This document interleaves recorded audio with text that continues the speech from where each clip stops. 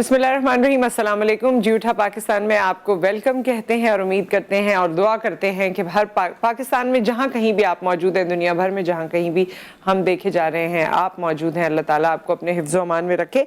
एक अच्छी बात, एक अच्छी लिखाई मैंने कहीं पढ़ी और मैंने सोचा कि आपसे शेयर करनी चाहिए। कुछ इस तरह से है कि औरत के बारे में मशहूर है कि तुम इसे खूबसूरत कहो तो वो खूबसूरत होती चली जाएगी, तुम इसे अच्छा कहो तो वो अच्छी होती चली जाएगी, तुम इसे हमदर्द, रहमदिल, घर का ख्याल रखने वाली, कुर्बानी देने वाली कहते जाओ, वो वैसी ही बनती चली जाएगी। मगर जब तुम इसमें ऐब निकालते हो, छोटी गलती को बड़ी बनाते हो, इसके लिबास, खाने और रोज़मर्रा के कामों में ऐब निकालते हो, तो तुम इसे दिन ब दिन ऐबदार करते चले जाते हो।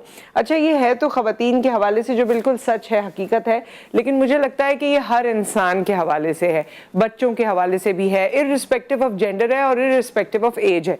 आप जब लोगों की तारीफ़ करते हैं, उनको अप्रिशिएट करते हैं, उनको अहमियत देते हैं, सिर्फ अपने अपने अल्फाज और अपने एक्सप्रेशन से ये काम करना होता है, तो आप उनके अंदर का जो बेस्ट है वो बाहर निकालते हैं। आपने सुना होगा, बहुत सारे लोग कहते हैं कि you have taken out the worst in me या you have taken out the best in me, कि मुझ में जो अच्छाई या बुराई है वो सामने वाले ने निकाली है, इसलिए क्योंकि आप उनके साथ ऐसा बिहेव करते हैं। तो तारीफ करना वैसे ही हमारे तो दीनी एतबार से भी हमें मुस्कुराना, तारीफ करना, इन तमाम चीज़ों को पसंद फरमाया गया है। तो हम इन छोटी छोटी बातों से दूर होते चले जा रहे हैं। जहां हम अपनी जिंदगियों की गहमा गहमी में मसरूफ होते जा रहे हैं, अपने अंदर की ईगो या अपने आप को अहमियत देते जा रहे हैं, वहां दूसरों को अहमियत देना छोड़ चुके हैं। तो इस चीज़ का ख्याल रखना चाहिए, बड़ी इंपॉर्टेंट बात है। माइंड साइंसेज अब इस पे काम कर रही है, जो हमारे दीन ने हमें 1400 साल पहले बता दिया।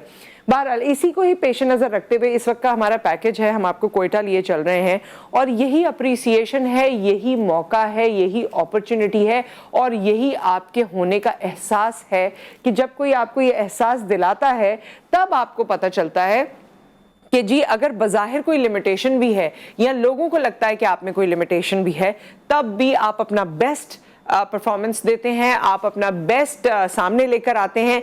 यही कुछ हुआ है कोयटा में। किस तरह से, ये हम आपको इस पैकेज में दिखा रहे हैं।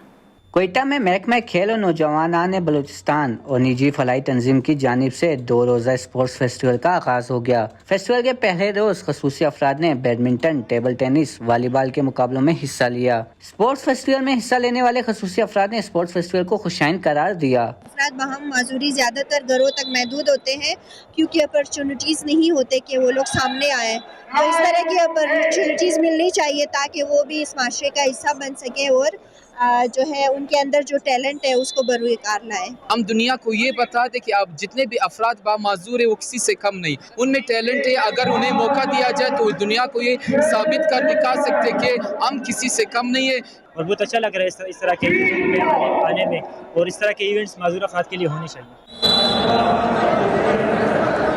मुंतज़मीन कहते हैं स्पोर्ट्स फेस्टिवल का मकसद अफराद बाहम माजूरी को तफरीह का मौका फराम करना है ताकि वो अपनी सलाहियतें दिखा सकें। इसमें ब्लाइंड एसोसिएशन के बहुत सारे लोगों ने हिस्सा लिया है, डेफ कम्युनिटी जो है हमारी वो मौजूद है। इसके अलावा जितने भी हमारे व्हीलचेयर यूज़र्स हैं, बैसाखी यूज़र्स हैं, उन सब के लिए जो है ये मुख्तलिफ़ किस्म की गेम्स हैं जिसका इनेकाद किया गया है। ये अफराद माशरे का एक हिस्सा है और इनको ऐसी चीज़ों की ज़रूरत है ताकि एक तो इनकी जिस्मानी वर्जिश हो, दूसरा इनकी थोड़ी हौसला अफजाई हो।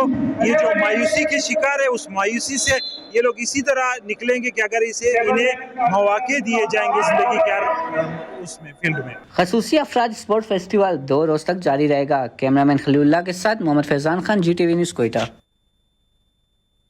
जी ख़वातीन और हज़रात, और इस तरह दुनिया भर में बहुत सी मिसालें हैं जहां लोगों ने अपनी जिस्मानी माजूरी को एक तरफ रख के बहुत बहुत बड़े कारनामे किए हैं। स्टीफन हॉकिंस उसमें से एक बहुत बड़ी एग्जाम्पल हैं, एक साइंटिस्ट जिन्होंने न जाने क्या क्या दरियाफ्त किया। खैर, अब जो है हम ज़रा और लोगों पर आ जाते हैं। जो हमारे अवाम उन्नास हैं वो आजकल गर्मी की शिद्दत तो फेस कर रहे हैं, लेकिन उसके साथ साथ उस शिद्दत में इजाफा हो रहा है लोड शेडिंग की वजह से।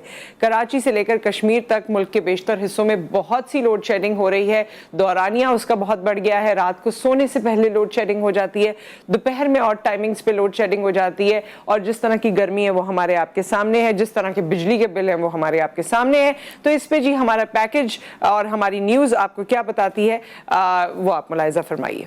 वजीर आजम के अहकामात के बावजूद भी मुल्क भर में बिजली बहरान की सूरत हाल में बेहतरी न आई। गर्मी की शिद्दत में मुसलसल इजाफे के साथ लोड शेडिंग का दौरानिया कम न हो सका। पावर डिवीजन के मुताबिक मुल्क में बिजली का शॉर्टफॉल 7,793 मेगावाट तक पहुँच गया। इस वक्त बिजली की मजमूई पैदावार 19,207 मेगावाट जबकि तलब 27,000 मेगावाट है, जिसके बाईस बेशतर शहरों में 14 से 16 घंटे की एलानिया लोड शेडिंग की जा रही है, जबकि बाज़ मकामात पर गैर एलानिया लोड शेडिंग का दौरानिया बढ़ा दिया गया। दिन के साथ रात के औकात में भी बिजली की आंख मचोली से शहरी दोहरी अजियत का शिकार है। जब बिजली नहीं होगी लोग मोटरें कहाँ से चलाएंगे, पानी कहाँ से आएगा, लोग बच्चों के पेपर हो रहे हैं, गर्मी में बैठ के वो रात दिन पढ़ते हैं, इतना जुल्म हो रहा है। लोड शेडिंग इतनी है, दो घंटे बाद 1 घंटे की जा रही है लाइट, 2 घंटे के। लोगों के पास पीने का पानी नहीं है।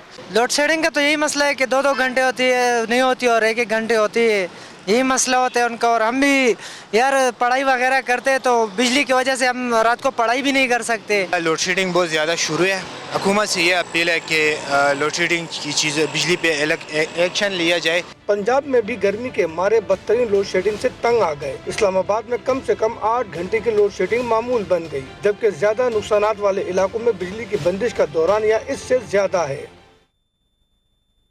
जी, तो ये बिजली की लोड शेडिंग का दौरानिया और हुकूमत से अपील जिस तरह लोगों ने कर ही ली, बस मैं तो ये कहना चाहती हूँ कि हुकूमत इंसानों को इंसान समझे और आवाम को आवाम समझे। विद दैट एक ब्रेक यहाँ पर आ गया। ब्रेक के बाद जब हम वापस आते हैं तो आज आपकी मुलाकात करवाएंगे एक ऐसी शख्सियत से जिनका ताल्लुक गिलगित बल्तिस्तान से है और स्कर्दू में इंटरनेशनल एयरपोर्ट का भी इनाग्रेशन हो चुका है। तो ओवरऑल वहाँ की जो सूरत हाल है, टूरिज्म है, इन सब पे हम बात करेंगे राइट आफ्टर द ब्रेक।